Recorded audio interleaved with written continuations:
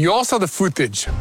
90 prisoners, mostly terrorists actually, being released and freed into the streets of Judea and Samaria, back to their homes, greeted like heroes. The crowds were cheering and celebrating these convicts as if they were champions. And sure, we're overjoyed more than words can express to see innocent Israeli hostages finally reunited with their loved ones. But this is scary. What kind of society wants these monsters back on their streets and in their neighborhoods? Who celebrates people capable of murder, torture, and rape of innocent civilians? It's hard to wrap our head around it. But it's the reality we're facing right now and a stark reminder of the growing threats brewing within our borders. This part of the deal isn't just controversial, it's a ticking time bomb. Many of these individuals have the potential to rejoin terrorist groups, further destabilizing Judea and Samaria. In response, the IDF isn't taking any chances. Elite units like Maglan and Egoz have been deployed to bolster security, with Golani troops already on the ground preparing for potential riots, especially with the continued release of prisoners adding fuel to the fire. Judea and Samaria has become a pressure cooker. With Hamas on its last legs in Gaza, their focus has shifted to strengthening their grip in Judea and Samaria, with support from Iran funneling weapons through Jordan. Meanwhile, the Palestinian Authority, who governs part of this area, is fighting to hold control onto its people and territory. They launched Operation Protect the Homeland, sending in their elite 101st Unit to crack down on Hamas and the Islamic Jihad, but skepticism runs deep, with both Palestinians and Israelis questioning whether the Palestinian Authority can truly manage the chaos. Recent attacks highlight the urgency.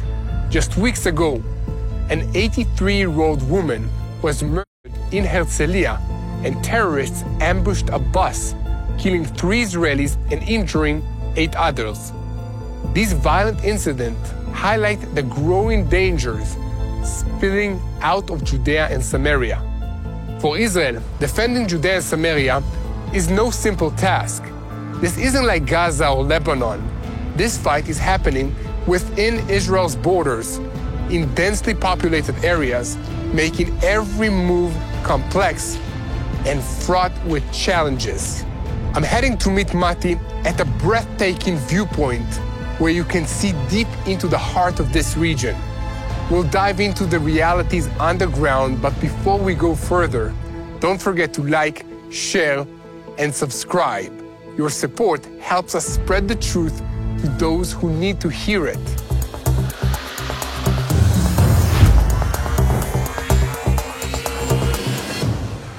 Good morning to you. Just starting the day, having some coffee, and getting ready to go film an episode of Boots on the Ground with Mati Shoshani in Judea and Samaria. It's gonna be an interesting day. You don't want to miss it. I don't know if you see this direction, but Jerusalem is right there, about 100 meters, which is, 5-minute walk from here. You have the security fence between Israel, basically, and the Palestinian territories, which are called the West Bank or Judea and Samaria. It's important to understand that Judea and Samaria and the Palestinian territories are within Israel. This is what makes Judea and Samaria so complicated compared to Gaza, compared to Lebanon, and compared to Syria. Let's start this day. Father in heaven, keep us safe and help us create content that will share the truth about your land, about Israel, and thank you for this opportunity. Amen. We're about to cross a security checkpoint, checking vehicles that come from the Palestinian territories into Jerusalem and into Israel.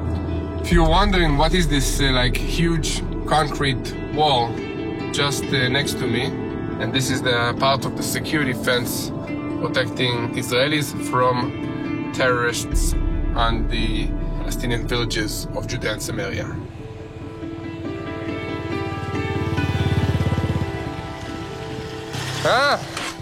Nice ride, Mati. Don't you think you're showing off a little bit? Stop. That's good to see you. So we're standing right now in northern Gush Etzion. Gush Etzion is just south of Jerusalem. Right that way, sort of behind those hills, is Hebron, or Judea. We're in the biblical region called Judea. On the other side of Jerusalem is the biblical region of Samaria, Benjamin, several other areas.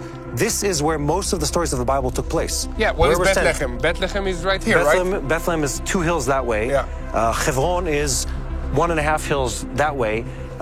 We're standing in the biblical heartland, in the place where the kingdom of Israel spent most of its time, energy, and population. Definitely, Abraham was buried in Marat HaMachpelah in Hebron. Yes. Correct? And the tomb of the patriarchs. Yeah, and then Jesus was born in Bethlehem. This is the heartland of the Bible. Yeah. That's why it's important to the people of Israel. And in general, the population of Jews and Israelis that live here is about, 500,000? Half a million? Like that, is that correct?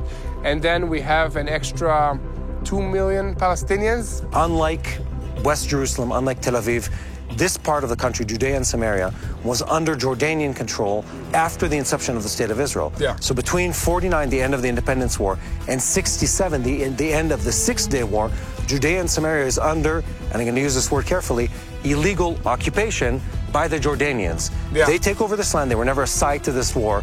They take over the land. They hold on to it until 67 when they lose it. And in that time, some of the communities that are standing right behind your head, Kfar Etzion included, they have to flee for their lives. And these are communities that date back to pre-1948. Yeah. Then Jewish communities come back in 1967, form a big chunk of communities called Gush, which actually means chunk. So we're here in Judea and Samaria today. We're in northern Judea, a place that has become once again highly relevant for the people of Israel. It's become highly relevant because sadly there are a lot of terrorist organizations in this area. And some of them are affiliated with Hamas, some of them are affiliated with Islamic Jihad, and some of them just call themselves, for instance, the Lions of Jenin. The main point that they make is we're fighting against the Palestinian Authority, we're fighting against Israeli presence in this region, and violence is our path. Our Chief of Staff, the Hamas, and everyone else is prepping for the day after Gaza, the day after Lebanon, the day after the Houthis, and that day is in Judea and Samaria. Yeah. This is my region. I spent 7.5 months here in this last war. I'm coming back a couple weeks to do another round of IDF service? Another round of reserves, and it's not because the army is bored or wants to waste our time. It's because there's a chance and expectation that this region is going to heat up. If you've been wondering how you can support Israel during this difficult time, there's a meaningful way to make an impact. Even if you can't visit just yet, you can still bring a piece of Israel into your home. Arza Box is a subscription box that showcases the best of Israel, handcrafted items, delicious foods, and unique treasures made by local artisans. The name Arza means towards the land in Hebrew. It reflects the heart of this initiative, connecting you with the people and stories of Israel. Each box is packed with care, offering not just a gift for yourself or your loved ones, but hope and encouragement for the artisans and the small businesses of Israel. So visit www.arzabox.com and use our exclusive 10% discount code TBNIL to order your box today. Together, we can be a blessing to Israel and spread the message of hope to the rest of the world. So the Palestinian Authority, they've been giving guns and the ability to govern this area by Israel, by international, coalitions, international parties in the Oslo Accords. Why aren't they, in charge of the peace and making sure the Palestinians don't become more terrorist organizations? They try. They're weak. Well, they semi-try. They're weak. They're corrupt to a great degree, and the terrorist organizations are better funded than they are. And that's part of the problem. When we think about the octopus or the snake that is Iran, and the way they feed money and weaponry into every area, they've done the same to Judea and Samaria. Judea and Samaria is sandwiched inside Israel. You have the Jordan Valley on the east and the rest of Israel on the west. they're smuggling in weapons, and they're, as in Iran to Hamas, Judea and Samaria. Through Jordan. Through Jordan. Yeah. We know the numbers were big. They've slowed them down recently, but they've continued to funnel money and weaponry from the Jordanian border, but this is in northern Israel, into Judea and Samaria. Now it's becoming a reality where we're having to use methodology used in Gaza, used in Lebanon, inside villages. We're not even talking cities. Small villages that used to be able to drive through in an open Jeep. Now you're having to use a D9 to plow the roads to clear the IDs before you can enter into them. Yeah. So it's changing. And the IDF and the Chief of Staff officially stated that the biggest threat in the upcoming year or the future are IEDs and explosive devices against our forces. Yes. Because it's very easy to create an explosive device made from normal materials and then place it somewhere and cause damage to the troops. So we see this escalation in Judea and Samaria. We hear these whispers of war coming from Hamas, from military intelligence, stating that the coming months are going to be focused on Judea and Samaria. We know the people in Gaza Strip, they're highly supportive of Hamas, but what about the people here? Well, according to recent polls, the Palestinian people in Judea and Samaria, if there were elections today, would vote for Hamas. What I remember, because I was right over there, when those polls came out, it was the people in Judea and Samaria were more supportive of the violence of October 7th than the people within Gaza were. Yeah. Which is this very, it blew my mind, because you're like, wait a minute, I thought they were the ones supporting Hamas, and you realize that these quiet villages and quiet towns around you aren't that quiet after all. Well, you can also see now with the celebrations of the released Palestinian terrorists back into Judea and Samaria, they were celebrating and carrying them on their shoulders like they're heroes. And these are people that attempted to murder Israelis, stabbing attacks, shooting attacks, planning terrorist attacks against Israelis, and they're the top of the chain of the society in the Palestinian territories. Yeah. So what future do you have for the next generation? That's a very good question, and the answer is there is no easy answer.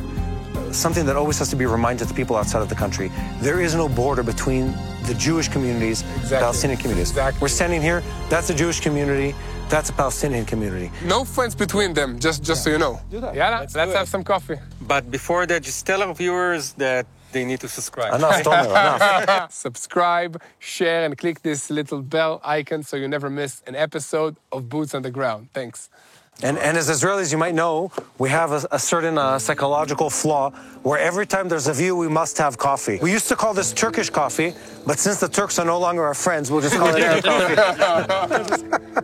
Maybe we should call also this Israeli coffee and see what they say about that. Everyone is a loser. Yeah, definitely. And I think that's part of what's painful about the whole situation, especially as we sit here in Judea and Samaria, is understanding that the other side, the side of our neighbors, people who live down the road from many of us, they have a culture that has sanctified war and violence. And they have an economy that has prioritized violence and weaponizing and terrorism infrastructure over anything else.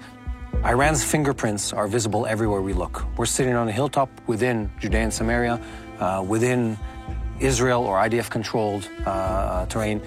Iran is involved where we're sitting right now. The village next door to us has Iran financing in it. There are multiple terrorist organizations operating in Judea and Samaria. Hamas is just one of many. What we call in Hebrew, facha amami, grassroots terrorism, which is essentially people, and this is what you start hearing in military intelligence briefings, is people who are receiving money, training, and intelligence from Iran, or back then also from Hamas. The weapons that are on the ground in Judea and Samaria, they're funded and supplied by Iran. And smuggled into Israel by Iran. The key issue, in my opinion, is the education system of the Palestinians in Judea and Samaria, in the Gaza Strip in general. And if you just look at the textbooks, at whatever they're teaching, the future does not work towards coexistence with Israel. Iran might be the drug dealer of this region, but the drug dealer needs to have someone who's willing to take his money or his goods. The Palestinian people in Judea and Samaria, they could do a lot better than they're doing if they were a virtuous society that aimed their energy and targeted their energy on building up their economy instead of building up a terrorist infrastructure. But they receive a huge amount of international aid. And it's also based on the suffering of the Palestinian people. So the leadership has an interest of making them suffer even more, and then asking for more aid. Let's go get some lunch. We're going to the Gush Etzion Junction. It's a shared junction and shopping center for both Jewish and Palestinians.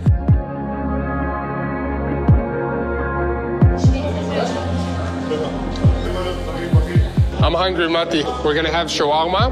Bon appetit. This is hummus with some mushrooms. Very good for you. Mati, did you check your phone? Do you know what's happening right now in Judea and Samaria? As we speak, the IDF began an operation called, I think it's Iron Wall. Yeah, Iron Wall. 3 days into the ceasefire between Israel and Hamas in Gaza, the IDF is mobilizing special units, drones, and other, fighting power into Judea and Samaria. And the goal of this operation is to stop ticking bombs before they explode. What that means is the behind the scenes, Iran, Hamas, they're pushing with all the force they have to try to get a terrorist attack out. Why?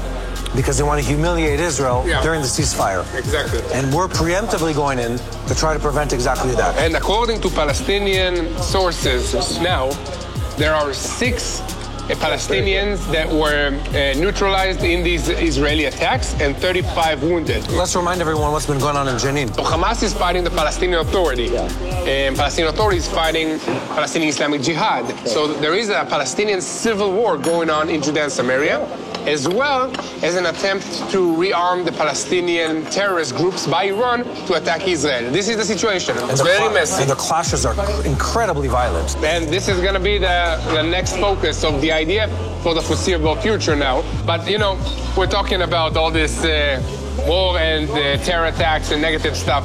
Mati, I think it's time to eat. The food arrived. I'm ready. I've been hungry for hours. Thank you for being with us. It really helps us if you guys subscribe and share. And keep praying for the peace of Jerusalem. In an area already fraught with growing threats and uncertainty, there's one thing we can count on: the IDF. They're here, standing strong, ensuring that despite the dangers, Israel's security remains their top priority. The brave and dedicated soldiers of the IDF have our backs, and that gives us the strength to face whatever comes next. So, let's unite in prayer for our soldiers and for the peace of Jerusalem. And together, we will win because God is on our side.